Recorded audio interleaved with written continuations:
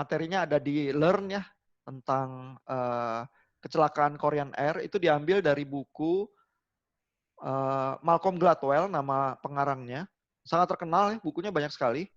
Dan dia itu jurnalis ya dari New Yorkers, tapi terus menghasilkan buku-buku semacam ini yang isinya tentang analisis berbagai fenomena di masyarakat ya, dan penelitian yang terkait itu dan sebab-sebabnya. Ya, jadi ini judulnya di chapter yang saya berikan ya adalah teori tentang kecelakaan pesawat yang penyebabnya adalah etnik. Ya, jadi budaya etnik tertentu, begitu ya. Nah, jadi kisahnya itu dimulai ya dengan satu kisah kecelakaan pesawat Korea ini ya. Kelihatan ini ceritanya pesawat Korea ini lagi mau mendarat ya, Korean Air. Lalu di menit 1:41 pada detik ke-48 kaptennya bersiap-siap mau mendarat, nyalain wiper ya karena agak buruk cuacanya di luar ya, agak gerimis gitu ya, hujan. Lalu pilotnya ini berusaha mendarat pakai mata ya, padahal malam ya dan harus mengandalkan lihat lampu di landasan itu ya, bisa cukup sulit, terutama kalau cuaca buruk begitu ya. Nah terus runway-nya ternyata nggak kelihatan ya, terus 1 menit berlalu ini, 1 menit ke 1:42 detik begitu, 1:42 terus detik ke-19 ya. Terjadi percakapan lagi ya, "Wah kita harus naik," gitu ya. Karena kok nggak kelihatan landasannya, terus tampaknya mungkin terlalu dekat ke tanah tapi gelap, begitu ya. Ini nggak kelihatan ya, missed approach ya, mau mau naik lagi gitu ya.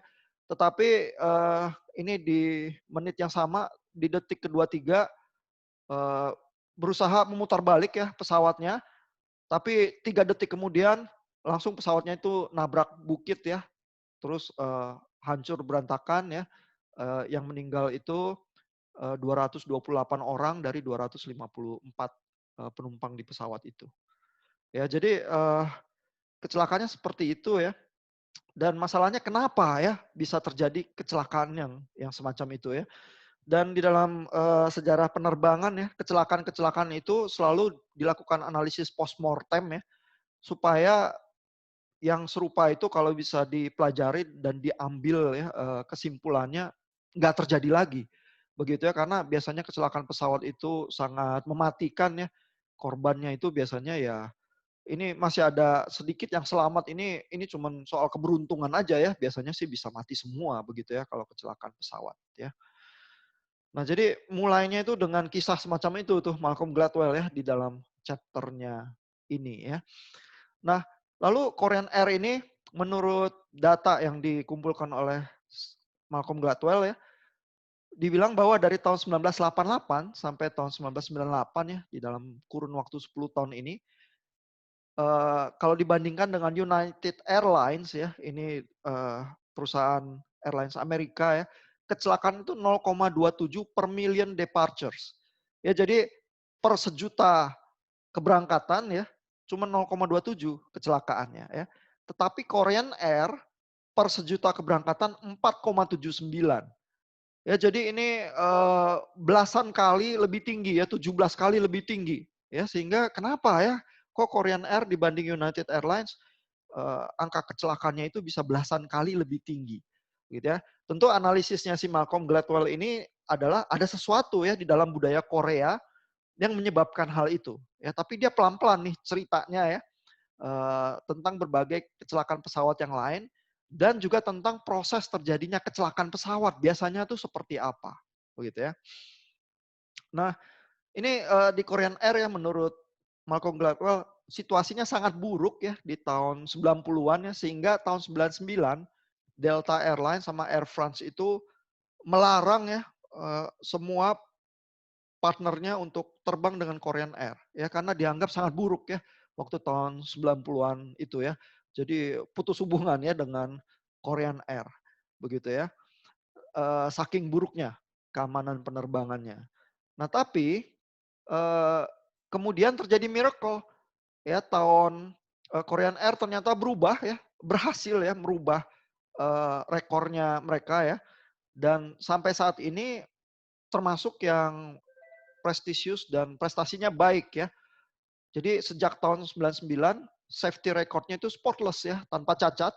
Dan tahun 2006 Korean Air ini mendapatkan award ya sebagai eee, recognition ya, terhadap keberhasilan mereka itu terbang dengan safe ya. Jadi apa yang terjadi?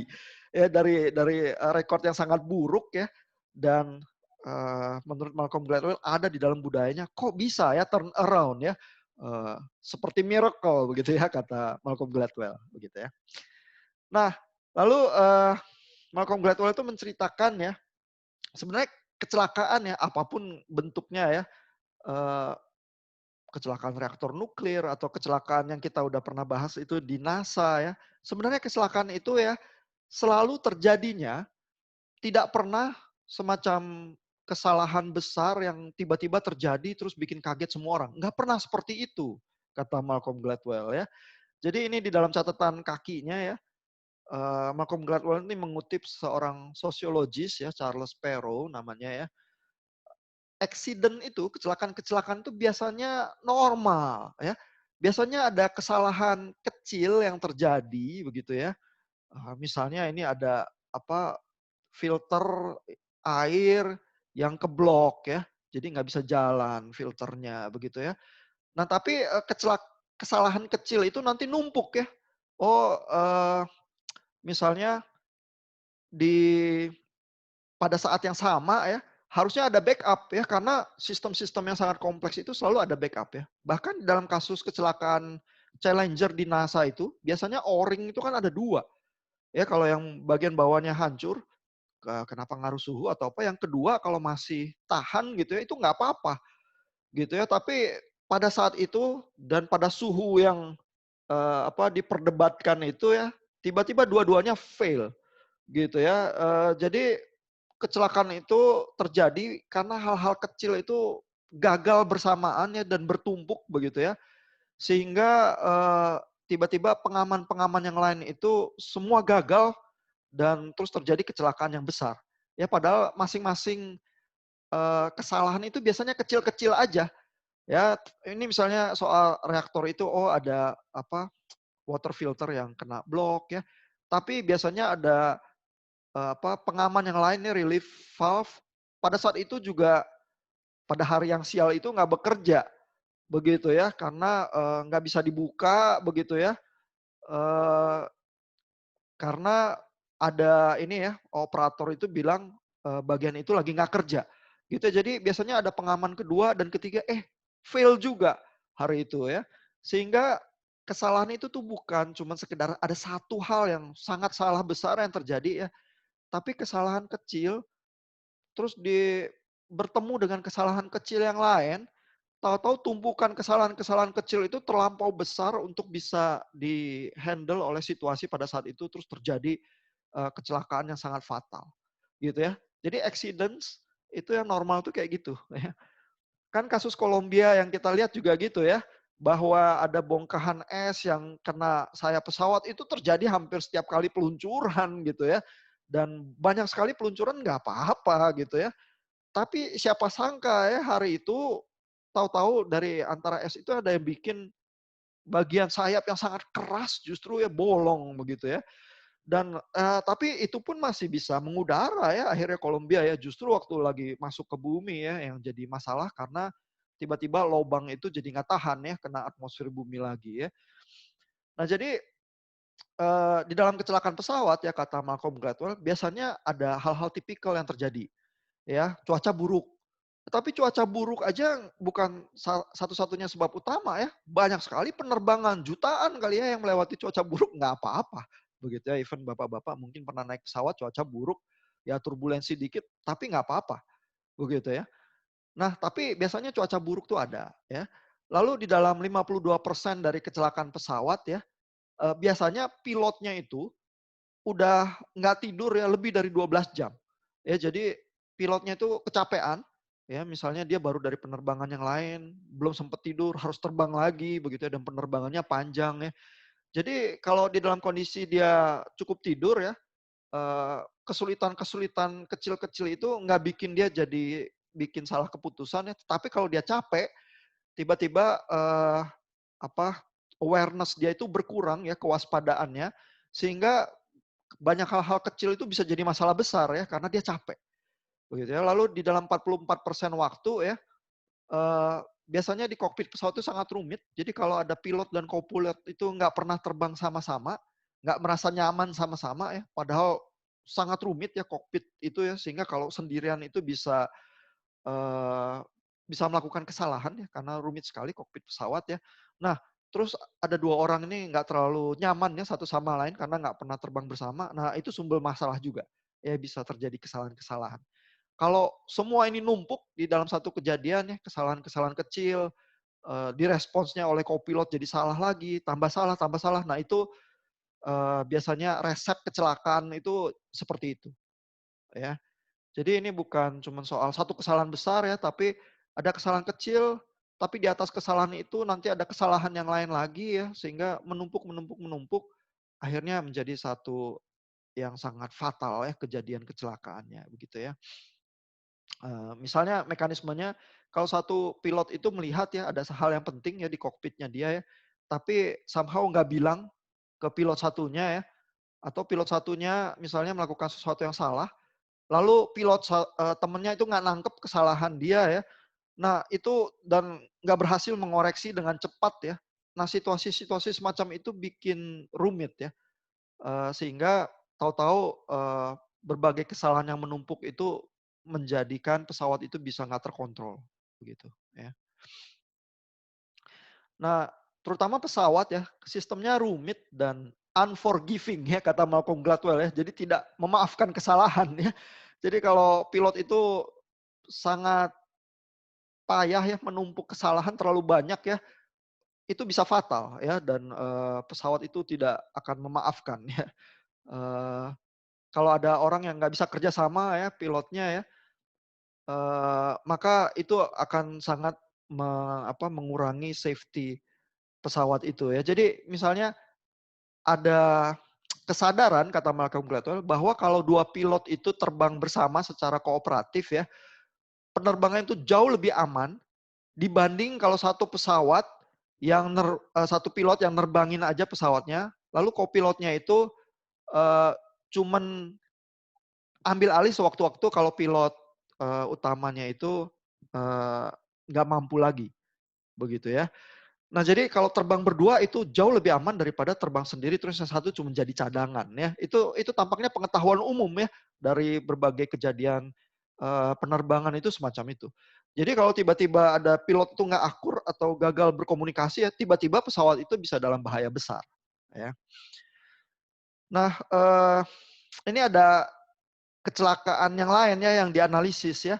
Waktu itu juga, ininya buruk ya, cuacanya buruk, lalu ada angin yang cukup keras ya, ini pesawatnya berusaha mendarat di LaGuardia Airport itu di New York City ya, eee, ini dekat Philadelphia ya, Boston.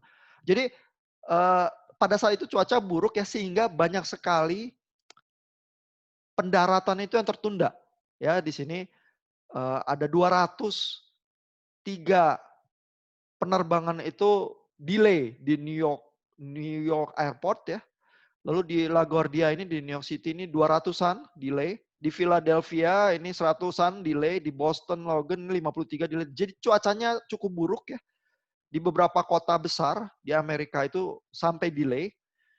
Nah lalu kalau delay ya, terus, pesawat itu terlambat turun ya, bahan bakar itu bisa kritis ya, karena dia dia kan harus ngantri ya. Jadi, pesawat ini yang akhirnya kecelakaan itu ya, terbang harus berputar-putar ya, sampai puluhan menit ya menghindari dan berusaha ngantri supaya bisa turun, ya. Nah lalu, pada saat dia mau turun ya, ini pesawat besar sekali ya, 707 kalau nggak salah ya.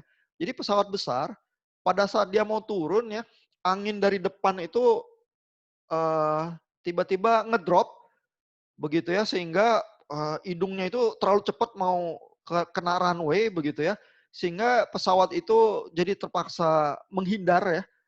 Nah, menghindar lagi itu akhirnya terpaksa muter lagi ya, dan pendaratan itu jadi bagian dari penerbangan pesawat yang paling berbahaya adalah waktu take off sama pendaratan.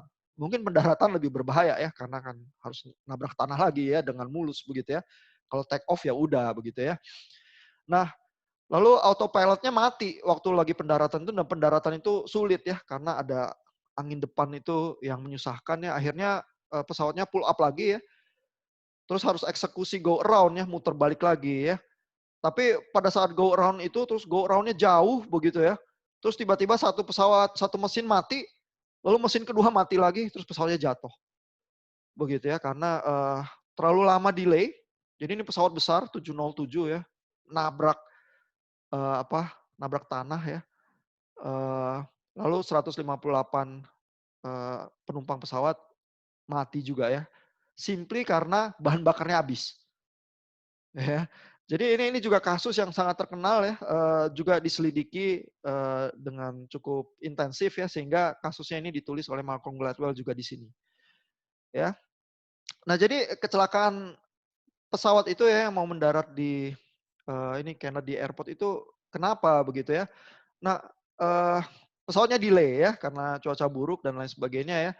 Lalu autopilotnya mati, ya jadi menyulitkan waktu pendaratannya. Jadi ini seperti ciri-ciri kecelakaan normal ya, ada beberapa hal yang numpuk ya, pesawat delay, bahan bakar tipis ya, autopilot mati ya.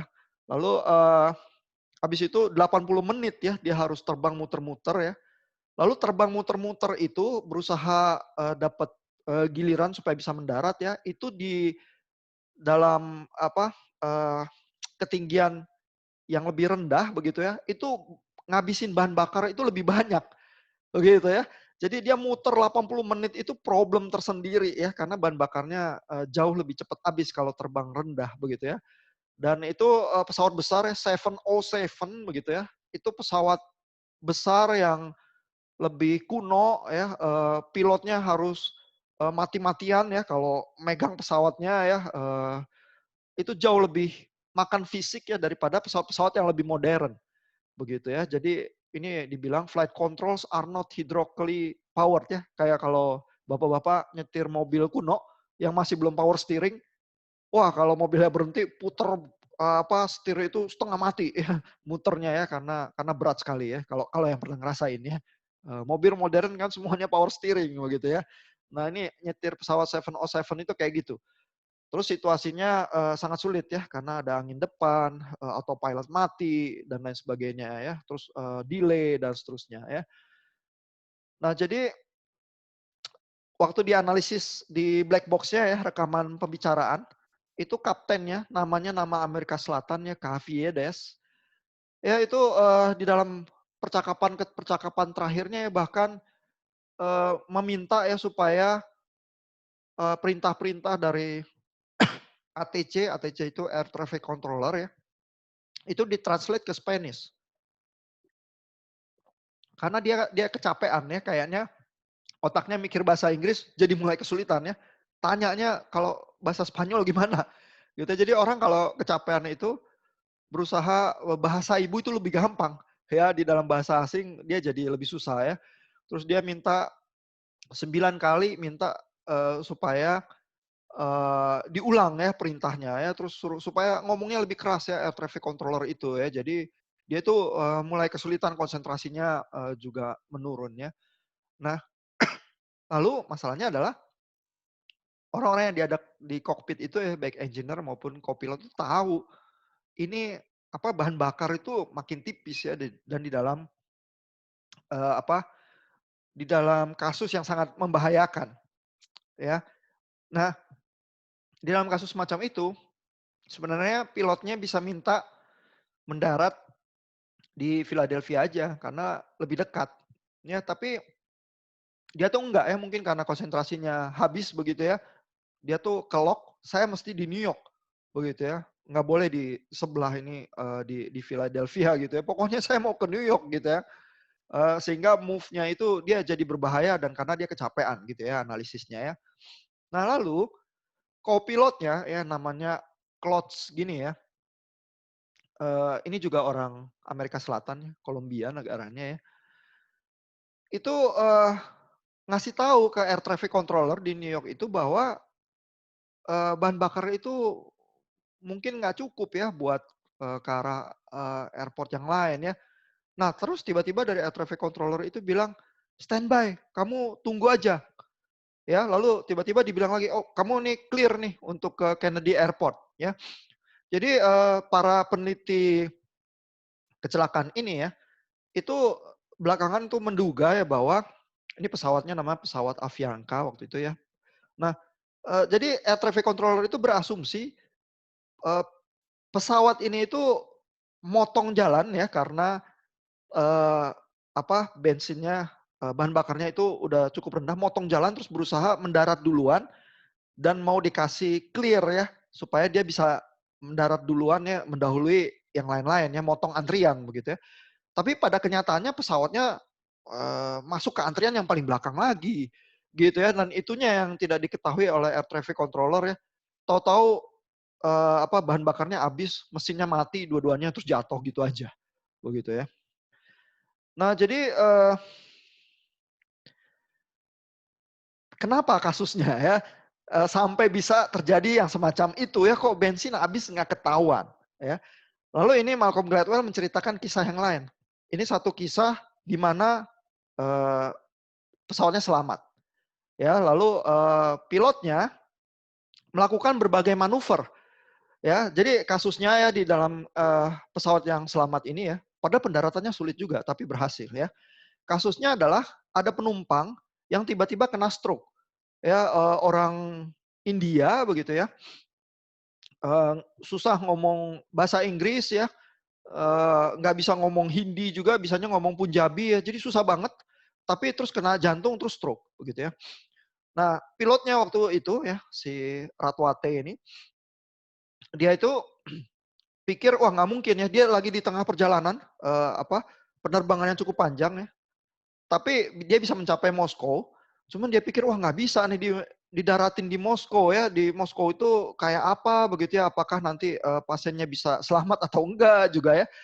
Jadi dia tiba-tiba pikir, "Wah nggak bisa di Moskow, kita terbang ke Helsinki." Helsinki itu Finlandia, ya. Jadi dia berusaha, keluar dari rute penerbangannya ya, tapi cari tempat yang bisa mendarat, mudah-mudahan penumpangnya itu bisa diselamatkan ya, karena, kena stroke ya. Kena stroke itu, taruhannya waktu ya. Kalau nggak cepet ya lewat gitu orang begitu ya. Nah jadi pilotnya ini berusaha melakukan manuver-manuver ya yang sulit ya, karena tiba-tiba harus keluar dari jalurnya ya. Nah problemnya adalah yang dihadapi oleh pilotnya di dalam kasus yang ini ya, dia tuh terlalu berat.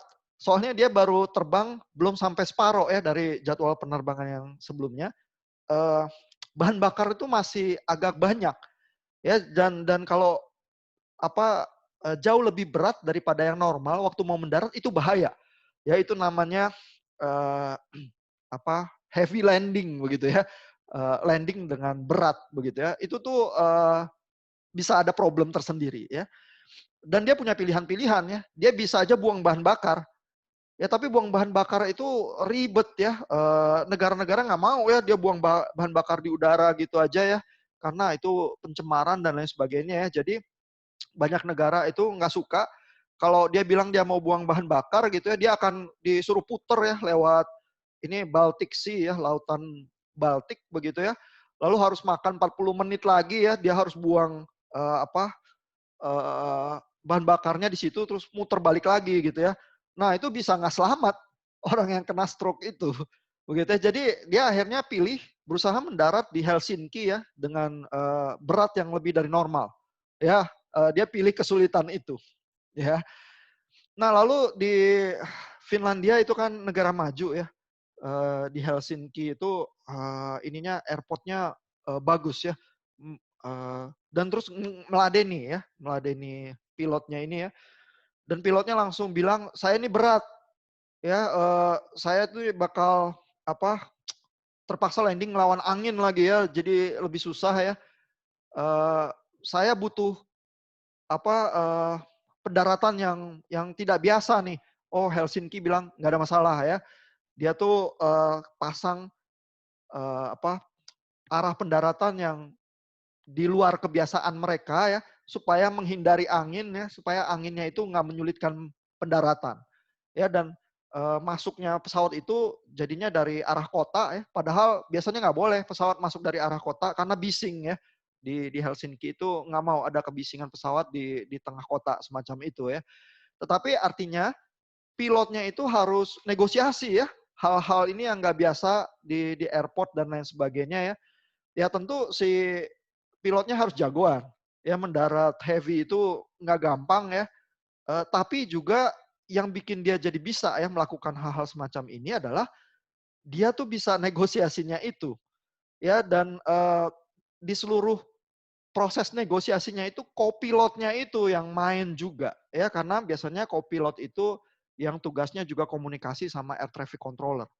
Ya sampai dia bisa dapat opsi-opsi yang bisa bikin dia lebih menguntungkan ya, lebih lebih aman ya untuk dia mendarat, padahal pendaratan dia sulit.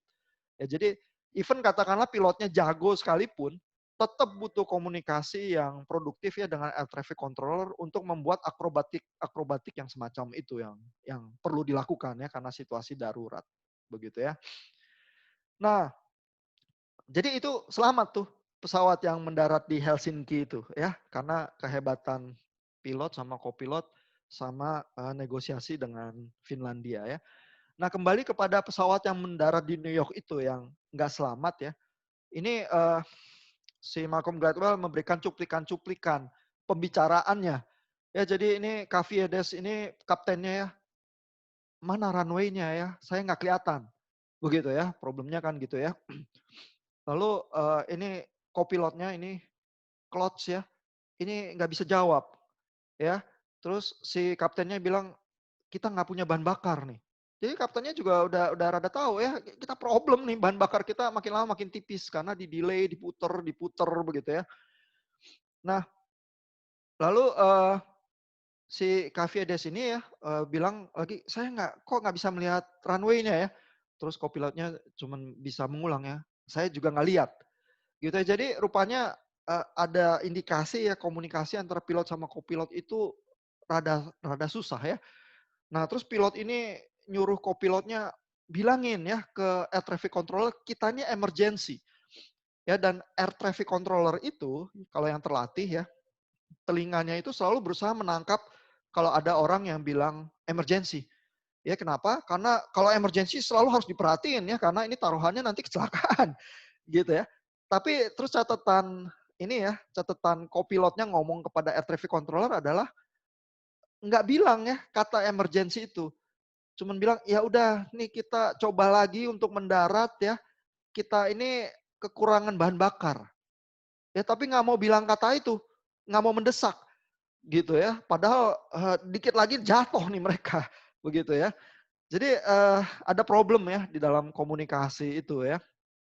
Nah jadi, ini misalnya air traffic controller yang lain ya yang mendengar pembicaraan itu ya misalnya, malam itu bilang si kopilotnya ini, si Klotz ini ya, kok kayak ngomongnya itu di dalam nada yang cukup datar ya, nggak ada urgency di dalam suaranya, gitu ya. Padahal, ini Malcolm Gladwell di chapter yang ini tuh bilang, New York City itu, eee, airport-nya itu sibuk banget. Ya jadi air traffic controller-nya itu galak-galak. Ya, dan setiap malam itu mereka selalu dengar pilot yang suka bilang, "Ini nih bahan bakar kita tipis," dan lain sebagainya, gitu ya.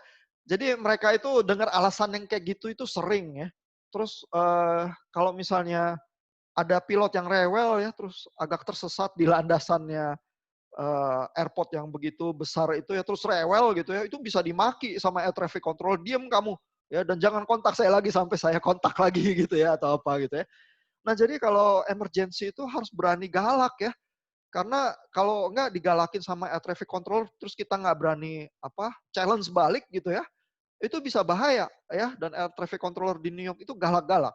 Gitu. Tapi kalau di-challenge balik ya dan bilang emergency gitu ya, nah air traffic controller itu akan dengerin gitu ya, dan si kopilotnya nggak melakukan itu ya di malam yang, naas itu ya. Nah, lalu mulai di section 7 ini ya, Malcolm Gladwell itu mulai analisis ya.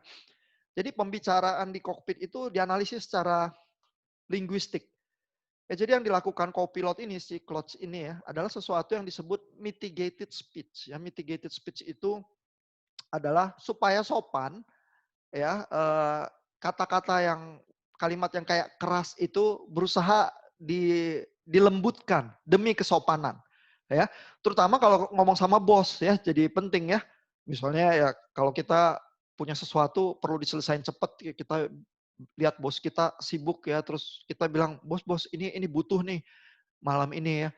Terus tapi kita ngelembutin kalimat kita, "Iya, tapi kalau misalnya ini ya nggak terlalu sibuk aja," gitu ya. Padahal urgent gitu ya. Tapi kan sama bos nggak bisa ya di dalam budaya ketimuran dan di dalam budaya-budaya tertentu ya. Nah, jadi waktu dianalisis, kopilotnya itu ngomong dalam bahasa-bahasa yang dilembutkan seperti itu karena problem dengan otoritas. Ya, jadi kita ingat Milgram eksperimen minggu lalu ya, bahwa simbol-simbol otoritas itu menimbulkan problem tersendiri ya. Di dalam hal ini ada di dalam budaya dan bahasa. Ya, karena pilot itu ya kayak dewa buat kopilot ya, sama kayak dokter terhadap perawat gitu kali ya. Pokoknya pilot ngomong apa, kopilot harus nurut ya di dalam budaya tertentu kayak gitu. Ya. Sehingga di dalam emergency ya atau kayak kondisi darurat ya, seringkali budaya itu ngomongnya tetap masih seperti itu. Ya, misalnya ini ya, ini Malcolm Gladwell kasih ya berbagai cara untuk orang itu ngomongnya dilembutkan, ya terutama kalau berhadapan dengan otoritas ya. Misalnya kalau perintah, kalau misalnya pilot ngomong ke kopilot dia pokoknya perintah bisa lugas ya. Misalnya belok 30 derajat ke kanan. Nah, ini perintah. Ya itu nggak ada masalah ya. Tapi kalau dia mau lembutkan ya hal semacam itu ya misalnya bisa bilang ya, mungkin kita perlu belok ke kanan sekarang gitu ya misalnya ya. Kalau misalnya co-pilot yang ngomong ke pilot, dia ngomongnya gitu, dia nggak bisa bilang belok sekarang 30 derajat ke kanan gitu ya, nggak bisa dia ngomongnya mungkin kita perlu belok ke kanan sekarang, begitu ya. Itu lebih lebih lembut ya. Kalau pilotnya ngerti, oh ya udah, oke, kita belok nih gitu ya. Lalu bisa lebih lembut lagi ya. Oke, mari kita belok karena ada cuaca, gitu ya. Bisa lembut lagi itu ya. Nah lalu bisa lebih lembut lagi ya. Misalnya adalah kemana ya kita harus belok ya misalnya ya. Jadi itu untuk menegaskan, ini loh kamu yang punya kuasa ya. Tolong kita dikasih perintah ya, kita kemana harus belok, begitu ya. Terus bisa lembut lagi ya, misalnya lebih lembut lagi, ini di level kelima ya. Saya rasa sekarang lebih bijak kalau kita belok ke kiri atau ke kanan, gitu ya. Itu lembut banget, begitu ya. Dan yang paling lembut itu hint ini di level yang keenam ya. Misalnya bisa bilang ya, eee, itu ya di 25 mile di depan kayaknya parah ya. Jadi lebih baik kita melakukan sesuatu nih sekarang gitu ya. Tapi itu sangat nggak jelas, sangat lembut ya. Kalau pilot itu miss ya, misalnya ya udah dia hajar terus ya, terus terjadi kecelakaan ya dengan apa metode komunikasi yang seperti ini. Ya jadi dalam situasi darurat, co-pilot itu harus berani asertif ya, harus berani ambil alih kalau memang emergency sekali ya, dan harus berani juga berusaha membuat perubahan keputusan ya dengan cukup keras ya terhadap pilotnya. Nah, dan dalam budaya tertentu hal itu sulit dilakukan. Begitu ya. Jadi biasanya di dalam budaya tertentu ya, eee, kalau orang ngomong ke bos ya, biasanya itu harus turun-turunin ini ya sampai kepada level yang sangat lembut ya. Dan si pilotnya ini kebetulan orang Kolombia ya, muncul dari budaya yang semacam itu. Ya, berbahasa Spanyol, lalu budaya senioritas itu sangat kental. Ya, makanya si kopilotnya, si Klotz-nya itu ngomongnya jadi susah ya. Even ke air traffic controller di New York itu dia rasa itu juga bosnya ya, sehingga dia nggak berani bilang emergency itu. Ya, padahal situasi dia udah sangat darurat dan dia yang bertanggung jawab ya di dalam komunikasi dengan menara bandara pada saat itu ya. Nah, jadi eh, ini ada lagi berbagai contoh apa pembicaraan ya bahwa Misalnya ini ada co-pilot ini bilang ya, "Lihat ya itu es itu kok kayak berbahaya ya, bergelantungan di sayap pesawat." Begitu ya. Lalu kalau nggak digubris ya nanti si co-pilotnya ngomong lagi ya, "Coba lihat itu ya, kok semuanya kayak es doang semua di situ ya." Ini kan semua nggak ini ya, apa, kayak hint-hint semua. Ini level 6 semua nih, sangat lembut begitu ya. Tapi dia ini orang Amerika dia coba sampai 3 kali ya. Tuh, di kali yang ketiga, wah ini kita nih kayaknya kalah nih sama SS ini ya, gimana nih kita kita, apa kita cuma bisa begini aja ya. Nah jadi, eee, sampai akhirnya si kaptennya itu bilang, "Iya, I think we get to go here in a minute," ya. Jadi kita harus cepet-cepet, melakukan ini ya, karena ini SS ini nanti, mengganggu begitu ya. Nah, ini jadi kasus yang ini ya, pembicaraan yang semacam ini ya, ini juga akhirnya pesawatnya jatuh nih di Potomac River. Ya dan pembicaraan terakhir dari rekamannya adalah, "Larry, we are going down, Larry." Jadi kopilotnya udah berusaha ngomong-ngomong macam-macam hal itu, "Nih kayaknya es ini berbahaya," begitu dan seterusnya. "Nah, sekarang kita jatuh," terus kaptennya bilang, "Iya iya, sekarang kita jatuh." Begitu ya, terus selesai, gitu ya. Nah tapi, biar bagaimanapun ini first officer-nya ngomong sampai 3 kali ya, tapi dengan, kesulitan luar biasa itu ya. Nah, kalau di budaya, Kolombia ya, itu lebih sulit lagi ya, di dalam budaya yang berbahasa Spanyol itu ya. Nah, ini Malcolm Gladwell kasih catatan ya, di dalam ini Air Florida crash itu ya, paling tidak first officer-nya itu ngomong sampai 3 kali. Ya, tapi di dalam budaya yang lain itu nggak boleh ya, speak up kepada pilot itu, bisa jadi masalah ya. Nah, eee, ini saya lewatin ya.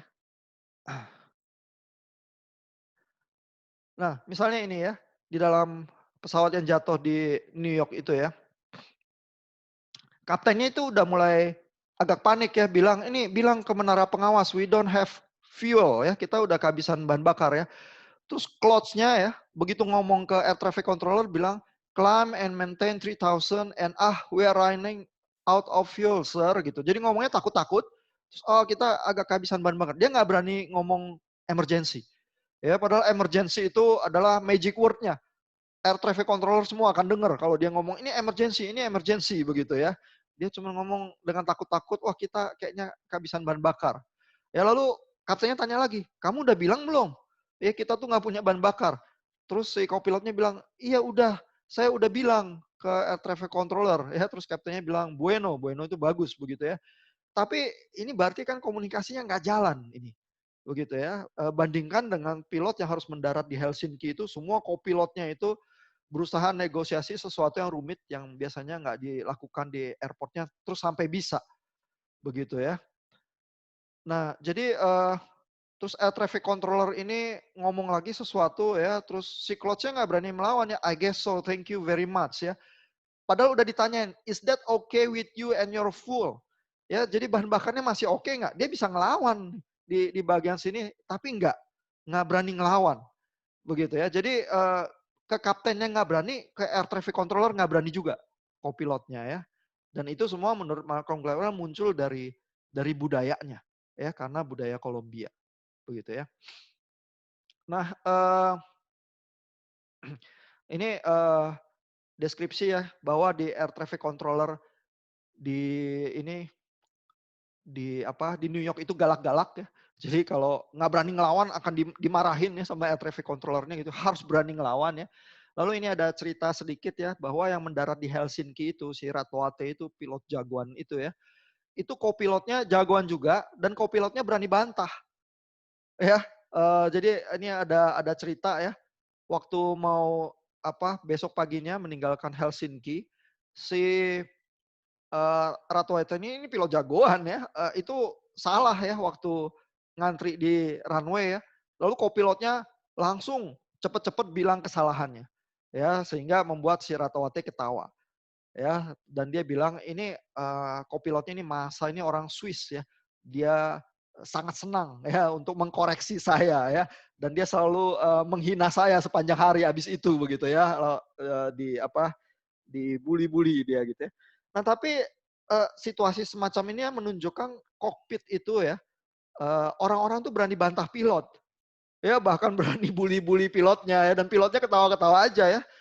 Karena decision-decision yang semacam itu tuh penting ya. Kopilot tuh harus berani bilang sama pilotnya, "Ini salah." Nih ya, karena kalau kesalahan itu nggak dikoreksi bisa fatal ya kalau di dalam kokpit, begitu ya. Dan si Ratwate ini ya, si pilot jagoan itu membentuk atmosfer atau culture di dalam kokpitnya dia itu seperti itu, begitu ya. Sehingga, pendaratan yang sulit di Helsinki itu bisa terjadi. Nah, pilot-pilot Kolombia ya seperti Caviedes dan Klotz ya, itu tuh nggak berani ya, ngelawan ya, dan selalu kalau berkomunikasi itu pakai versi yang dilembutkan itu ya, karena ini kepada bos ya, kepada kepada pilot ya. Dan di dalam analisis kecelakaan itu ya, akan bilang ya, American pilot itu nggak akan ya melakukan hal yang kayak gitu ya, karena buat orang Amerika ini lebih lebih sederajat budayanya. Ya tapi buat budaya Kolombia nggak bisa ya, bos sama bawahan itu agak jauh jaraknya begitu ya. Sehingga, kalau misalnya kopilot Amerika ya kata si Ratwati akan bilang, "Nggak bisa nih pilot kita harus mendarat ya, kita nggak bisa muter lagi," gitu ya. Jadi kopilotnya itu akan berani melawan di dalam kasus yang pesawat Columbia itu nggak bisa, gitu ya. Nah, jadi sebenarnya problemnya apa ya? Problemnya itu ya, ada satu parameter yang membedakan budaya ya. Ini ilmuwan Belanda ya, namanya Geert Hofstede ya. Di dalam teori, si Hofstede ini, dia bilang setiap budaya itu ada dimensinya, ya. Dan salah satu dimensi yang paling menarik adalah yang disebut dengan power distance index. Ya, jadi power distance index itu ya adalah jarak antara atasan sama bawahan. Ya, dan di dalam budaya-budaya tertentu ya, jarak itu tuh besar, ya. Misalnya ya, di dalam budaya-budaya timur, kebanyakan budaya timur itu jarak itu besar. Ya, antara dosen sama mahasiswa jarak itu besar, ya mahasiswa nggak boleh ngelawan dosen, begitu misalnya ya. Antara bos sama bawahan ya, antara orang tua sama anak-anak ya. Kalau anak ya tetap anak ya, udah mau umur 40, 50, kamu kalau anak tetap anak, begitu gitu ya. Di dalam budaya timur itu kayak gitu. Ya, dan budaya-budaya timur yang mewarisi tradisi Konfusius begitu ya, juga juga selalu kayak gitu ya. China, Jepang, Korea termasuk ya di dalam analisis di chapter ini itu Korean Air yang dianalisis ya. Itu semua kayak gitu ya, power distance itu besar. Membantah atasan tuh nggak boleh, begitu ya. Dan itu menjadi sebab utama ya, problem yang terjadi di kokpit pesawat itu. Terutama di dalam hal ini Kolombia sama Korea, begitu ya. Nah misalnya ya, ini di sini ada penjelasannya ya. Kalau eee, di dalam budaya-budaya ya, yang ada problem semacam ini ya misalnya, employees being afraid to express disagreement with their managers. Nah ini power distance-nya tinggi ini, karena bawahan nggak berani ya ngomong ke manajernya, kalau ada ketidaksetujuan ya. Lalu less powerful members of organizations and institutions accept and expect that power is distributed unequally. Ya jadi bukan saja orang itu menerima ya bahwa ini jarak antara bos sama bawahan itu jauh ya, tapi mereka juga expect begitu ya, mengharapkan begitu ya. Oh kalau kamu bos ya kamu kasih arahan aja, pokoknya saya akan nurut aja gitu ya. Di budaya timur atau yang power distance-nya tinggi biasanya sebegitu ya. Lalu senioritas ya, orang yang lebih tua itu akan di-respect, terserah dia lebih jagoan atau lebih selebor atau apa, pokoknya kalau lebih tua dia senioritas ya udah dengerin dia begitu ya. Nah itu power distance itu juga tinggi ya, yang penting senioritas ya begitu.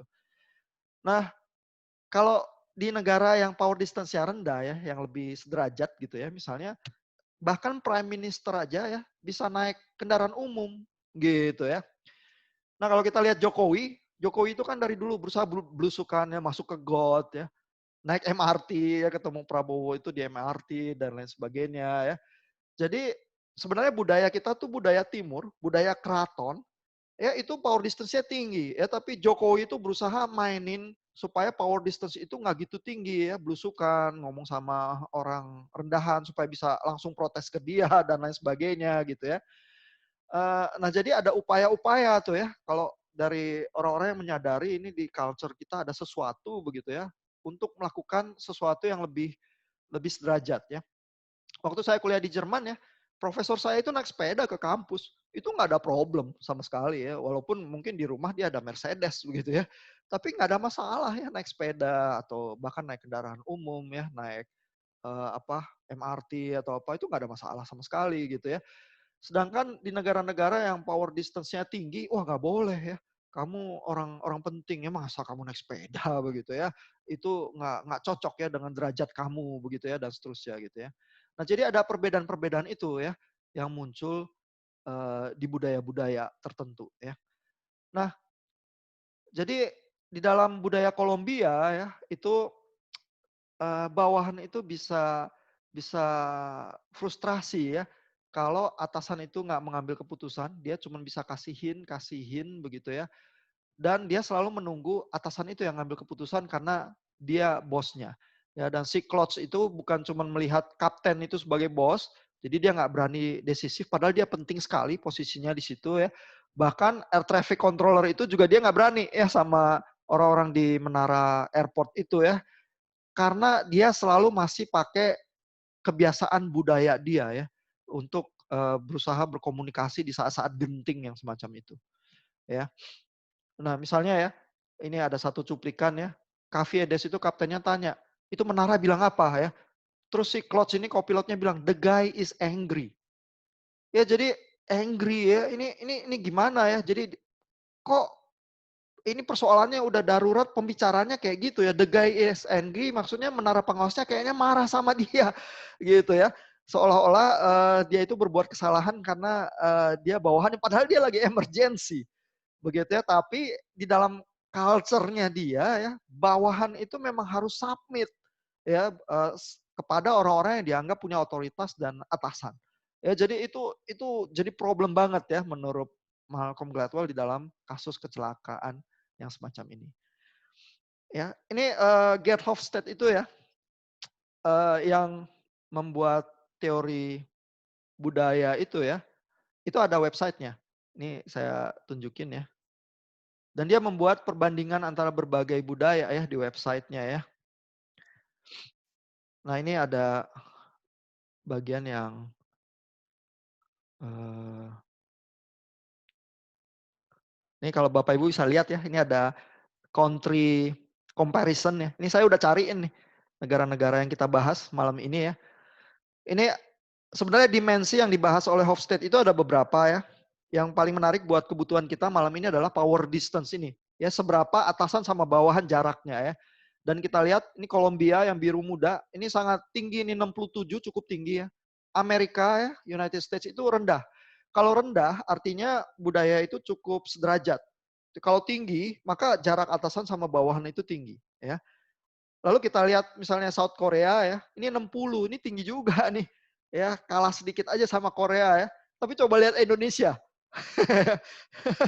Indonesia itu budayanya ya, dan Indonesia katakanlah kalau 40% penduduknya itu Jawa ya, dan ada di Pulau Jawa ya, berarti budaya Jawa itu kental banget kita warisi ya. Katakanlah yang etnis Chinese itu, etnis Tionghoa itu malah mewarisi dari Konfusianisme juga begitu ya. Maka nggak heran power distance-nya tinggi banget nih, 78, lebih tinggi lagi dari Korea Selatan dan lebih tinggi dari Kolombia. Ya. Jadi makanya ya, saya tuh selalu memanggil mahasiswa ya dengan Bapak Ibu ya, terutama karena ada persoalan power distance itu. Ya jadi kalau mahasiswa nggak berani ngelawan dosen ya, itu masalah ya. Karena gimana caranya Bapak-bapak bisa belajar ya, kalau nggak berani counter argumen begitu ya, bisa nggak setuju begitu ya, kan dosen juga kadang-kadang salah begitu ya. Jadi kalau power distance itu nggak kita mitigasi gitu ya, terus pokoknya dosen pasti benar ya, ya susahlah kita belajar dalam kondisi yang semacam itu ya. Nah tapi budaya kita kayak gitu ya, sehingga siapapun yang memainkan kepemimpinan ya, di budaya timur semacam kita di perusahaan ya, akan menghadapi problem yang sama itu. Ya, bawahan tuh akan cenderung yes man aja, ya. Basically itu bawahan yang buruk kalau menurut Robert Kelly, begitu ya. Lalu atasan juga karena budayanya itu memberikan izin begitu ya, semua orang expect bahwa atasan itu boleh ya agak sewenang-wenang sama bawahan karena dia atasan gitu ya. Nah, di budaya kita akan jadi seperti itu. Ya, jadi ini problem tersendiri ini yang harus kita hadapi di dalam budaya kita. Ya. Nah, sejauh ini dulu ya, Bapak ada pertanyaan nggak? Ada komentar? Saya komentar aja kali Pak ya. Iya boleh Pak. Itu menurut saya sih, mestinya kalau untuk pekerjaan-pekerjaan seperti ini ya, kayak pekerjaan kayak pilot mungkin, terus dokter mungkin ya gitu ya, itu kan harus pekerjaan-pekerjaan yang mengambil keputusan yang cepat dan tepat mestinya, Iya. yang riskan gitu maksudnya. Iya. Harusnya training-trainingnya mereka ini mestinya harus ada training yang apa ya, yang mungkin bisa mengurangi kebudayaan di negara mereka masing-masing gitu Pak mestinya. Nah kan, Soalnya iya tadi kan si Malcolm Gladwell bilang Korean Air artinya akhirnya bisa berbalik, ya jadi lebih bagus ya. Nanti kita lihat itu gimana caranya. Jadi ada ya, Korean Air akhirnya berubah. Ada. Ya. Cuman di dalam atmosfer budaya itu kan, itu kayak udara yang kita hirup ya. Kita itu cenderung nggak menyadari lagi sih kalau kita ada di dalam budaya yang power distance-nya tinggi, terus menerima itu sebagai kewajaran begitu aja tuh. Ya, sehingga kalau Bapak Ibu mau ngelawan yang bagian itu ya susahnya setengah mati. Nggak usah ngomong soal Milgram efek atau apa ya. Budaya kita aja udah pekat kayak gitu ya. Apalagi terus pemimpinnya pakai jubah agama, pakai jubah saintis ya, pakai jubah politis, pemimpin partai atau apa. Wah, itu sulitnya minta ampun. Ya. Makanya kali Jokowi berusaha pakai baju putih aja seringnya. Ya, nggak pakai. Coba lihat foto-foto Soekarno. Ya, Soekarno itu fotonya selalu pakai baju militer. Semua pangkatnya ditempel. Ya, dan hampir nggak pernah dia cuma pakai kemeja polos biasa aja di foto itu, hampir nggak pernah. Karena dia mau menegaskan kepemimpinannya dia. Ya, Soeharto even pakaiannya mungkin lebih sederhana ya daripada Soekarno. Soekarno selalu pakai jas yang lengkap itu. Karena simbol-simbol otoritas itu jadi penting. Ya. Jadi bayangin ya budaya kita udah pekat, terus kalau yang jadi pemimpin mainin juga simbol-simbol otoritas ya, berapa banyak tuh efek yang harus kita lawan tuh ya di dalam budaya kita. Itu yang terjadi sih. Nah ini Malcolm Gladwell ini ngelis juga ya. Sebenarnya bapak-bapak kalau mau tahu bisa ke websitenya Get Hofstede itu ya. Tinggal tulis namanya Hofstede Country Comparison atau apa begitu ya. Tapi Malcolm Gladwell itu melisting di sini yang power distance-nya tinggi termasuk Brasil ya. Negara-negara Amerika Selatan itu rupanya tinggi-tinggi juga ya. Mirip kayak orang Asia ya. Terus South Korea, Maroko, Meksiko sama Filipina. Ini tinggi-tinggi nih power distance-nya ya. Kita lihat tadi sebenarnya Indonesia tinggi juga ya, cuman mungkin nggak termasuk yang paling tinggi. Ada yang lebih tinggi dari kita juga gitu. Yang rendah-rendah biasanya budaya Western, ya Amerika, Irlandia, ya Australia, New Zealand, South Africa, begitu ya. Negara-negara Eropa juga cenderung lebih rendah sih. Ya. Nah, misalnya ya waktu saya sekolah di Jerman ya, kalau rapat begitu ya, selalu kolega-kolega Jerman saya itu bilang, Ihan, kalau kamu nggak setuju, kamu bilang ya, jangan diem aja, gitu ya. Nah, di budaya Asia kan kita nggak bisa gitu ya. Kalau kita meeting, terus kita nggak setuju ya sama bos ya, atau apa yang pangkatnya lebih tinggi dari kita ya, atau senior atau apa ya di meja meeting itu kita nggak ngomong. Kenapa? Karena kalau ngomong itu adalah tamparan ya buat muka yang lebih senior itu ya. Kita tunggu sampai meetingnya itu istirahat, terus di belakang kita baru ajak ngomong. Gimana sih itu? Gitu ya. Gimana kalau misalnya gini atau gitu ya. Kita nggak boleh mempermalukan orang itu di depan umum. Nanti begitu meetingnya lanjut lagi ya, oh tiba-tiba udah ada persetujuan baru. Kalau berhasil lobbynya di belakang itu gitu ya. Nah jadi budaya Asia tuh kayak gitu ya. Buat orang Jerman ya, tipe yang kayak gitu itu nggak bisa mereka mengerti. Kalau kamu ngomong ya, kita lagi meeting, di meja meeting itu kamu bilang kalau kamu nggak setuju. gitu ya. Kalau kamu ngomongnya jalan belakang begitu ya, nanti orang lain nggak denger begitu ya, nggak bisa. Kita ini kan sederajat. Ya, kamu memang lebih muda atau apa, kamu ngomong aja nggak ada masalah. Ya jadi, culture itu beda banget. Ya jadi saya itu bingung ya dulu waktu ke sana. Sekarang, begitu pulang ke Indonesia, saya bingung lagi ya, bingung yang kedua ya. Karena buat orang Indonesia saya cenderung kasar, ya cenderung nembak orang di muka umum gitu ya. Cenderung nggak setuju sama orang itu terlalu gampang ya, terutama sama senior begitu ya.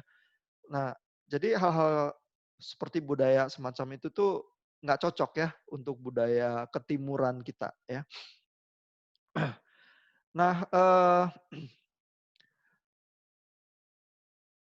ini mungkin saya cari bagian di mana solusinya itu ya. Solusi untuk Korean Air ya. Kenapa akhirnya mereka sampai bisa berubah ya. Kalau kalau persoalan permasalahannya ya adalah permasalahan budaya itu ya. Nah, buat orang Korea ya itu agak lebih parah ya. Bu Junita itu pernah beberapa tahun tinggal di Korea ya. Dia juga tahu ya masalah-masalahnya. Kalau Bapak-bapak nonton drama-drama Korea ya, ada nggak yang suka nonton drama Korea? Saya, Pak. Pantio. Oh iya iya iya. Penting juga tuh untuk diamati ya. Perhatiin deh di drama Korea ya, bahkan yang di zaman modern kayak sekarang ini ya, mereka kalau ketemu itu selalu tanya umur. Kamu umurnya berapa sih? Gitu ya. Sering ya ada adegan-adegan semacam itu ya. Kenapa? Karena kalau yang lebih senior, bahasa itu berubah. Ya jadi setiap kata kerja itu di dalam bahasa Korea ada akhirannya. Ada seperti bahasa Jawa ada yang sopannya ya. Jadi kalau ngomong ke orang tua nggak boleh pakai bahasa bahasa ngoko gitu ya, bahasa Jawa yang kasar. Bahasa Korea juga gitu. Kalau ngomongnya informal ya, itu cuma boleh ke bawahan ya, ke adek, ke yang lebih muda ya, atau ke yang lebih jabatannya lebih rendah. Baru boleh ngomong secara yang tidak tidak sopan itu bentuknya. Dan bentuknya itu ada di kata kerjanya. Ya. Jadi kalau ngomongnya misalnya annyeonghaseyo gitu ya, itu bentuk yang sopan ya. Eh, kalau ngomongnya pakai annyeonghasimida gitu ya, belakangnya itu bentuk akhirannya pakai imnida gitu ya, itu lebih sopan lagi. Begitu ya, itu ke arah bos ya, ke arah orang tua, ke arah guru atau apa harus pakai yang sangat sopan ya. Kalau ngomongnya cuma anyong gitu ya, itu kasar. Itu cuma boleh ke bawahan. Begitu ya. Nah, jadi di dalam bahasa aja ya, semua etiket itu tuh muncul ya. Kita ngomong satu kata aja langsung kelihatan siapa yang senior, siapa yang junior begitu ya. Dan mereka hampir nggak pernah sebut nama. Ya jadi kalau sebut nama orang tuh sebut jabatannya. Ya jadi kalau ke dosen ngomongnya Kyosunim gitu ya. Nggak pernah ngomong apa namanya itu sangat nggak sopan kalau sampai diomong ya. Diomong jabatannya ya. Kalau ke manajer ngomongnya Sajangnim gitu ya. Eh, Bapak manajer gitu ya. Jadi kalau ke arah presiden, Bapak presiden ya, nggak boleh disebut namanya karena disebut namanya itu nggak sopan gitu ya. Nah jadi bahasanya itu sendiri jadi problem ya. Dan kalau bapak-bapak lihat drama Korea ya, kalau mereka pergi minum-minum keluar gitu ya, yang lebih muda itu kalau ambil minuman ya ambil gelas harus buang muka, ya harus harus nyamping gitu ya. Karena kalau sama yang lebih tua terus minumnya di depan mukanya, wah itu nggak sopan, ya itu melanggar melanggar tata krama gitu ya, itu kurang ajar gitu ya. Terus juga nuang nuang minumannya ke gelas dan lain sebagainya, itu ada tata caranya semua dan yang muda harus serving yang tua, terus minum harus buang muka gitu ya. Kalau nggak tahu yang kayak gituan, bisa nggak survive itu ya kalau di universitas kalau di Korea. Ya, jadi hal-hal yang dipelajari orang Indonesia pertama kali ya, kalau sampai kuliah di Jepang atau di Korea ya adalah tata cara kayak gituan supaya nggak menyinggung profesor kalau harus keluar makan bersama. Karena kalau sampai akhirnya apa problem ya sampai selek sama profesor, wah bisa susah lulus begitu ya. Jangan harap bisa bisa selamat ya di universitas kalau nggak ngerti yang kayak gituan ya. Nah jadi Korea tuh problem banget ya di dalam budayanya, even di dalam bahasanya ya, di dalam setiap apa perilaku sosialnya itu terpatri begitu ya, cara minum, cara makan, cara duduk di meja begitu ya. Nah jadi selalu co-pilot kalau harus memperingatkan pilot ya, even katakanlah situasinya sangat bahaya dan dia sebenarnya pingin ngomong yang panjang kayak gini ya, "Kapten ya, kamu, mau pakai pendaratan visual tapi nggak punya backup plan, di luar udaranya buruk sekali, kamu harusnya berpikir ulang ya," dan seterusnya. Dia maunya ngomong kayak gitu, tapi dia nggak bisa ngomong kayak gitu, ya, karena di dalam budaya Korea itu kurang ajar, gitu ya. Dia harus ngomong dengan cara yang lain, ya. Jadi gimana caranya dia ngomong ya, ini ada catatan percakapannya ya di dalam pesawat Korea itu, co-pilotnya bilang, jadi masalahnya di dalam, eee, pendaratan pesawat Korea itu ya adalah mereka cuacanya buruk ya, biasa ya, resepnya terjadinya kecelakaan gitu, cuacanya buruk ya. Lalu, eee, nggak bisa punya visual ya, tapi kaptennya maunya pendaratan visual ya, karena dia berharap bisa lihat lampu di landasan itu ya. Terus dia pasang juga monitor ketinggian, ya tapi monitor ketinggiannya itu dia bukan ambil dari landasan itu ya, melainkan dari bukit, satu bukit yang terdekat gitu ya. Nah si kopilotnya itu tahu ya ada kesalahan-kesalahan semacam itu ya, tapi caranya dia ngomong adalah, "Kapten, radar cuaca itu telah menolong kita dengan sering." Itu maksudnya apa gitu ya. Jadi maksudnya adalah sebenarnya ini cuacanya buruk banget ya, lebih baik nggak pakai pendaratan visual ya, harusnya ada backup plan yang lain ya. Dan radar itu bisa menunjukkan ya kita posisinya sebenarnya ada di mana ya, kita tuh masih masih agak jauh ya sebenarnya dari landasannya, makanya gelap dan nggak kelihatan lampu landasan dan lain sebagainya ya. Perhatiin radar. Ya sebenarnya tuh kayak gitu ya, cuman kan nggak bisa ya bilang kayak gitu orang Korea. Jadi ngomongnya harus, "Kapten, radar cuaca itu telah menolong kita sangat sering." Gitu ya. Kalau kaptennya ngerti, sensitif, oh iya ya, lihat radar cuaca ya, terus berusaha ngambil kesimpulan, bisa ada kemungkinan selamat. Ya tapi, jadi nggak bisa ya ngomong dengan straightforward semacam itu ya. Dan ini Malcolm Gladwell buat satu, apa, komentar ya, even di dalam kecelakaan Air Florida itu, yang orang Amerika, si orang Amerika berani ngomong 3 kali ya, tentang problem di es itu ya, sampai akhirnya kecelakaan juga sih, begitu ya. Tapi budayanya beda ya. Kalau buat budaya Korea ya, kalau udah ngomong satu kali udah cukup. Ya karena kalau dia nagging gitu ya, ngomong berkali-kali gitu, itu benar-benar kurang ajar ya. Harusnya ngomong sekali, ya udah terserah atasan ya, kamu mau ngapain, kamu yang ambil keputusan, kamu bos. Begitu ya. Nah itu dia yang mematikan ya, di dalam kokpit pesawat ya. Nah ini juga ada contoh percakapan Korea yang sangat, tipikal ya. Misalnya ini Kwachang ini bos ya, Mister Kim ini bawahan ya. Nih Kwachangnya bilang, "Ini dingin dan saya kayaknya agak lapar ya." Maksudnya adalah, "Kenapa kamu nggak beliin saya makanan dan minuman?" Itu maksudnya itu. Tapi ngomongnya gitu, "Ini dingin ya, saya agak lapar ya." Dan bawahan tuh harus ngerti ya. Nah lalu bawahannya tuh bilang, "Gimana kalau kita, minum ya, segelas minuman keras?" Ya. Maksudnya adalah, "Gimana kalau saya beliin kamu minuman keras?" Gitu ya, karena kan dingin gitu ya. Terus, ini atasannya akan bilang, "Ah, it's okay, nggak usah repot." Tapi maksudnya apa? Kalau kamu tawarin lagi berkali-kali ya, saya akan terima ya, kamu harus tawarin lagi berkali-kali gitu ya. Nah ini problem kayak gini orang Indonesia juga sama ya. Eee, Dulu waktu saya berangkat ke Jerman ya, pertama kali di situ ya, kalau bertamu ke orang Jerman ya, kan ditawarin makanan ya, "Kamu mau nggak makanin kamu udah makan belum?" Orang orang Indonesia kan maluan ya, kita bilang, "Ah, enggak, kita nggak lapar ya." Nah, tapi kalau ditawarin 3 kali nanti kita makan, gitu ya. Nah buat orang Jerman itu nggak masuk akal gitu ya. Kamu kalau udah nggak bilang kalau kamu bilang sekali nggak mau gitu ya, ya udah saya percaya kamu ya, kalau kamu nggak mau saya simpen, gitu ya. Nah jadi orang Jerman ya yang udah biasa sama orang Asia, mereka tahu, mereka tawarinnya 3 kali, gitu ya.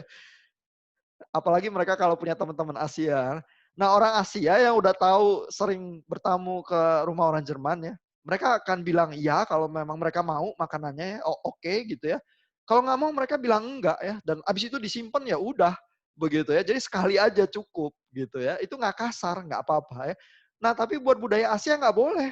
Ya kayak gitu nggak sopan banget sih ditawarin makanan langsung mau gitu ya. Nah ini tuh juga kayak gitu ya, atasannya bilang, "Ah, it's okay, nggak usah repot," gitu ya. Itu maksudnya kamu harus tawarin lagi. ya. Lalu si Mr. Kimnya harus bilang ya, ini karena bawahannya, kamu pasti lapar ya. Gimana kalau kita makan sama-sama ya? Jadi oke, saya traktir aja gitu misalnya ya. Terus lalu atasannya akan bilang, ya gimana lagi ya? Nah itu artinya dia terima gitu ya. Jadi ini basa-basi banget ya. Tapi di dalam dunia yang penuh basa-basi, kalau ngomongnya kayak gini itu bisa dimengerti. Ya. Jadi culture itu kadang-kadang memaksa orang ya untuk kelakuannya harus seperti itu. Ya. Wah ini udah mulai 8:30 nih. Sedikit lagi saya ngomong solusinya ya, kenapa sampai Korean Air itu bisa berubah. Tapi bapak-bapak ada komentar nggak? Benar nggak sih orang Indonesia kayak gitu? Benar nggak menurut bapak-bapak? Sangat benar. Memang kita gitu kan ya? Betul sekali, Pak. Dan baik di universitas maupun di perusahaan, bapak-bapak akan menghadapi itu. Ya, dan itu sangat kontraproduktif. Ya, jadi kita harus punya cara ya untuk keluar dari hal-hal itu ya sebenarnya ya. Kode-kode tersirat ya, Pak. Betul, betul ya. Jadi jangan takut bantah dosen ya. Paling nggak belajar dari situ. Ya, dan terutama di Iya. UPH ya, dosen-dosen elektro saya rasa nggak ada yang keberatan kalau dibantah ya. Dan kalau mahasiswa bantah itu kita tuh selalu, iya jangan-jangan kita salah ya, coba kita lihat lagi gitu ya. Jadi nggak ada masalah sih. Ya. Jadi jangan takut bantah dosen ya. Itu hal pertama yang harus berusaha dicoba dipelajari. Siapa tahu nanti kalau udah kerja berani bantah bos juga ya. Kalau misalnya benar ya. Sekali bantah habis, Pak. Sekali bantah habis ya. Besok nggak usah masuk kerja lagi gitu ya. Rekan kecil, Pak. Rekan kecil. Iya, iya. Jadi perlu berpikir juga sih gimana caranya ya bantah yang agak baik yang sampai bisa diterima. Tapi jangan takut bantah sama sekali juga ya, karena nanti membahayakan seluruh unit dan membahayakan seluruh perusahaan loh. Ya, dalam kasus ini pesawat ini unforgiving katanya. Pesawat tuh nggak memaafkan kesalahan kita. Kalau salah ya mati gitu ya. Nah kalau di perusahaan kadang-kadang sih bisa lebih sopan, lebih nggak terlalu fatal gitu ya. Tapi nanti minggu depan hari Rabu kalau kita ketemu lagi kita lihat kasus Boeing ya. Kenapa sampai 737 Max itu jadi sebegitu parah ya. Padahal itu perusahaan Amerika juga ya. Nah ini solusi nih Pak Rizal nyalain mic nih. Pak Rizal mau komentar? Ada yang mau komentar? Saya nggak mau mengkat orang karena semata-mata dosen. Langsung ya, Pak ya. Kita harus pelajari hal-hal kayak gini. Ada yang mau komentar lagi yang nyalain mic? Oke, saya lanjut ya. Nah, jadi ada konsultan nih ya yang dipakai oleh Korean Air untuk memperbaiki rekor mereka kan buruk sekali ya sebelum tahun 1999 itu ya. Itu namanya David Greenberg ya, direkrut dari Delta Airlines dari perusahaan Amerika ya. Lalu yang dia lakukan ya adalah dia mengganti bahasanya. Ya jadi seluruh pilot dan co-pilot yang ada di Korean Air itu dilatih harus berbahasa Inggris. Ya, mereka argumennya adalah semua pelatihan yang untuk pilot dan co-pilot yang secara internasional kebanyakan di dalam bahasa Inggris. Jadi mereka semua harus fasih berbahasa Inggris ya. Menjadi bahasa resmi kalau di kokpit pesawat ya. Lalu si Greenberg ini juga bilang ini bukan pembersihan pilot ya. Dia juga nggak mau mengganti pilot-pilot ya karena dianggap pilotnya payah karena kecelakaan. Kadang-kadang pilotnya bagus kok ya. Pengalaman terbangnya tinggi. Bukan itu masalahnya, bukan pilotnya nggak punya skill atau apa ya. Pilotnya senioritasnya tinggi, jam terbangnya tinggi. Tetapi ada problem di budaya itu ya yang menyulitkan komunikasi antara pilot sama kopilot ya. Nah sehingga yang dilakukan Greenberg adalah bahasanya dirubah. Ya kalau berbahasa Inggris kan nggak ada senioritas. Ya nggak ada bentuk kata kerja itu yang harus dibilang dan menunjukkan siapa yang senior dan lain sebagainya ya. Semua orang bahasa Inggrisnya sama begitu ya. Sehingga yang harus jadi rule ya di dalam kokpit Korean Air adalah semua harus berbahasa Inggris ya. Semua orang punya kesempatan yang sama ya. Yang kalau misalnya kesulitan berbahasa Inggris ya mereka harus belajar lagi ya perdalam bahasa Inggris mereka. Ya, karena air traffic controller di seluruh dunia juga ngomongnya harus berbahasa Inggris ya, nggak ada pilihan ya, sehingga kalau bahasa itu kurang bisa ya, nanti kalah galak lagi ya sama air traffic controllernya ya, seperti dalam kasus yang di New York itu ya. Jadi itu aja tuh perubahan yang dilakukan oleh Greenberg ya. Nah, jadi yang berusaha dilakukan ya adalah Greenberg itu berusaha supaya pilot-pilot Korean Air itu punya identitas yang berbeda ya, identitas yang alternatif. Karena kalau mereka terperangkap di dalam kultur dan di dalam bahasa Korea itu yang sangat kental, kultur Asianya gitu ya, mereka nggak bisa keluar dari situ. Ya, mereka harus ada cara ya untuk mendobrak hal itu ya.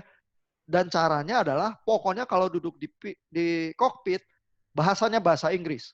Ya, harus itu ya. Nah, sehingga hierarki, ya, persoalan senioritas dan lain sebagainya itu semua jadi lebih cair ya dengan bahasa Inggris itu ya.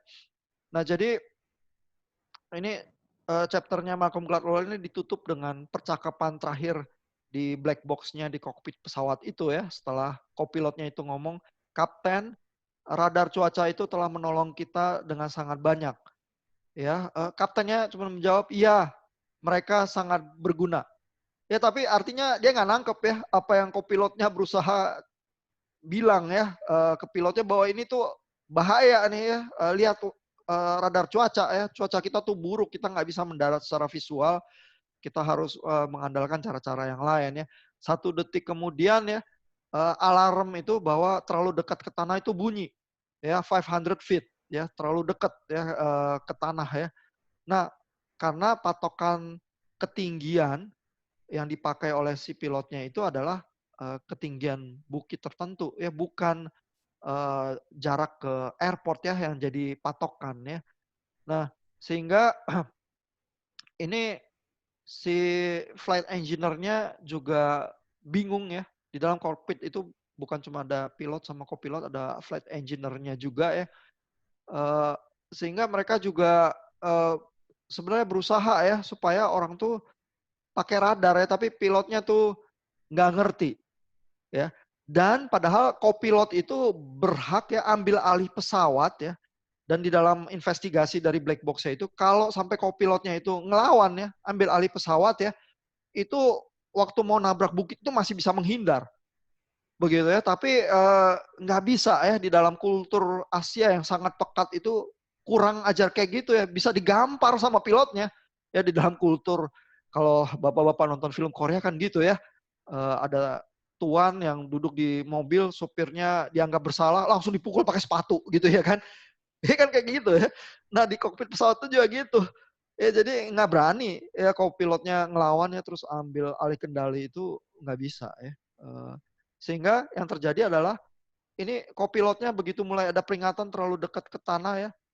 Si flight engineer-nya cuma bilang ini landasan nggak kelihatan ya. Maksudnya juga ini bahaya sebenarnya. Pilotnya nggak nangkep ya. Terus kopilotnya bilang nggak kelihatan juga ya. Missed approach ya. Kita harusnya menghindar ya. Flight engineer juga bilang menghindar ya, kapten bilang menghindar, tapi alarm itu udah terlalu dekat ya. Tinggal 100 feet, 50 feet, 40 feet, 30 feet, nggak diambil alih juga begitu ya, lalu selesai. Ya, karena udah tabrakan. Gitu ya. Nah, itu yang terjadi tuh di dalam kokpit Korean Air itu. Dan problemnya adalah power distance itu yang terlalu tinggi. Nah, bagaimana menyelesaikannya adalah dengan berbahasa Inggris ya. Jadi salah satu cara ya buat kita ya orang Asia ya. Bapak-bapak kalau bahasa Inggrisnya kurang bagus ya, harus berusaha juga memperbaiki ya. Karena ada beberapa hal yang kita bisa capai ya dengan kemampuan bahasa kita ya. Pertama tentu bapak-bapak juga udah mulai sadar ya, belajar di UPH ya, teknik elektro, kalau nggak bisa bahasa Inggris dengan cukup baik agak sengsara. Baca buku nggak bisa, baca textbook nggak bisa gitu ya. Itu di semua universitas yang agak bagus, itu syarat yang sangat penting sih. Kalau bapak-bapak kuliah di ITB gitu misalnya, juga sama. Dosennya pakai textbook bahasa Inggris juga. Jadi kalau nggak bisa bahasa Inggris ya, cuma bisa baca buku terjemahan ya, itu sulit sekali ya menggali ilmu sendiri ya. Jadi harus. Dan kalau bapak-bapak ada yang merasa kurang ya bahasa Inggrisnya, harus berusaha diperbaiki ya, apapun caranya ya. Nonton film bahasa Inggris banyak-banyak ya, belajar ya dari berbagai buku-buku sendiri yang gratisan juga banyak ya, berusaha soal-soal tes TOEFL dan seterusnya ya. Hal-hal kayak gitu bisa ya mengasah kemampuan bahasa Inggris kita, dan paling gampang banyak baca buku bahasa Inggris ya. Lalu kalau Bapak menghadapi deadlock ya di dalam situasi culture yang bahasa Indonesia ini, seringkali ya kalau di dalam rapat dan lain sebagainya terus Bapak-bapak berbahasa Inggris ya, langsung level itu jadi berubah. Ya coba Bapak-bapak bawahan ya, terus tiba-tiba argumen dalam bahasa Inggris. Ya, dan dalam bahasa Inggris itu dilakukan dengan sangat fasih begitu ya. Itu bisa membalik suasana ya, sehingga argumen itu bisa didengar ya. Dan kalaupun kita ngomongnya sama bule ya atau apa ya, kalau Bapak-bapak kerja di perusahaannya ada ekspatnya begitu ya. Begitu berbahasa Inggris ya, di dalam budaya yang berbahasa Inggris itu biasanya lebih sederajat. Ya, sehingga argumen diskusi itu jangan-jangan bisa lebih produktif ya. Dibanding misalnya problemnya adalah ada bule yang memang dianggap ekspat lebih tinggi gitu ya. Terus budaya Asia itu sendiri aja kadar antara bos sama bawahan udah tinggi juga.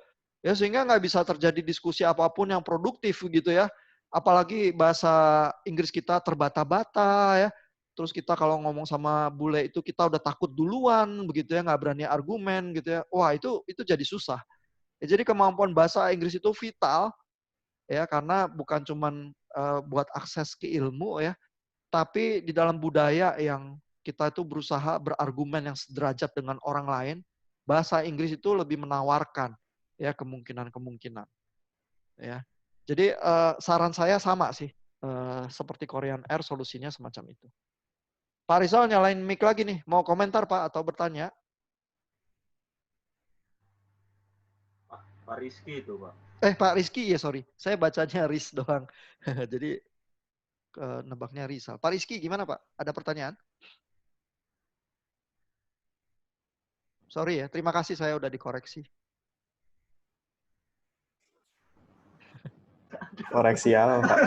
Oh, Koreksi tadi. bahwa bukan Pak Rizal, itu Pak Rizky gitu ya. Nah, kalau Bapak-bapak jadi bos ya, kalau sampai dikoreksi bawahan ya, harus berterima kasih. Ya, itu wajib ya. Dan pilot semacam Ratwate itu yang berhasil mendarat di Helsinki itu membentuk kokpitnya seperti itu. Ya, dia membanggakan diri bahwa kopilotnya itu berani membantah dia ya, dan membuli dia sepanjang hari karena dia berbuat kesalahan. Gitu. Ya, jadi kalau sampai jadi bos, kalau sampai dikoreksi bawahan, berterima kasih ya. Dan kalau sampai ada bawahan yang berani mengkoreksi ya, itu harus cepat-cepat mikir. Jangan-jangan ini memang saya harus berubah ya. Jangan-jangan dia yang benar gitu ya. Jangan terus malah meninju dengan senioritas ya. Itu makin runyam gitu ya nanti ya. Ya, silakan kalau ada komentar Bapak-bapak atau pertanyaan.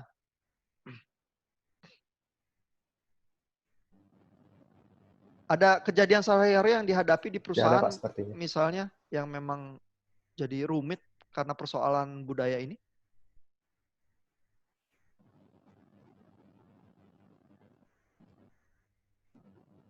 Iya. Iya, Bapak-bapak mahasiswa yang baik ya. Tadi sama Bu Junita diberikan analisis dan vonis menang debat juga nggak ada yang berani ngelawan ya.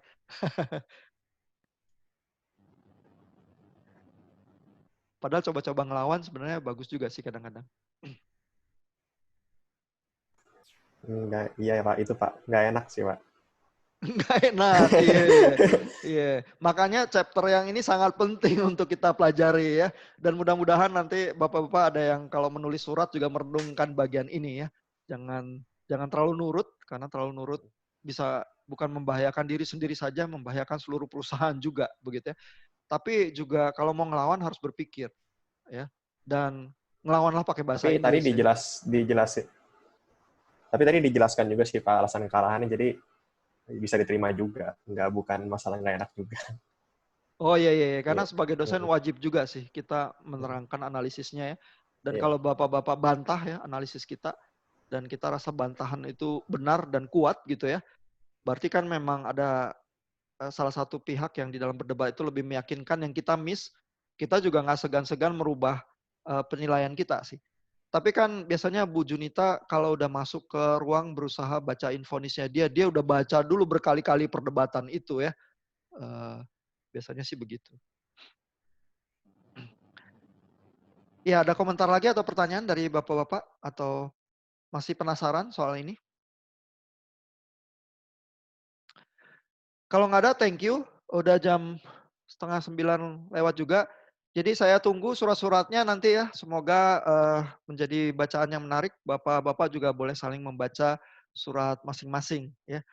Terima kasih udah mendengarkan kuliah sampai malam. Terima kasih untuk kerja kerasnya. Sampai ketemu lagi. Terima kasih, Pak. Selamat Terima kasih, istirahat. Pak. Terima kasih, Pak. Pak. Thank you. Coba.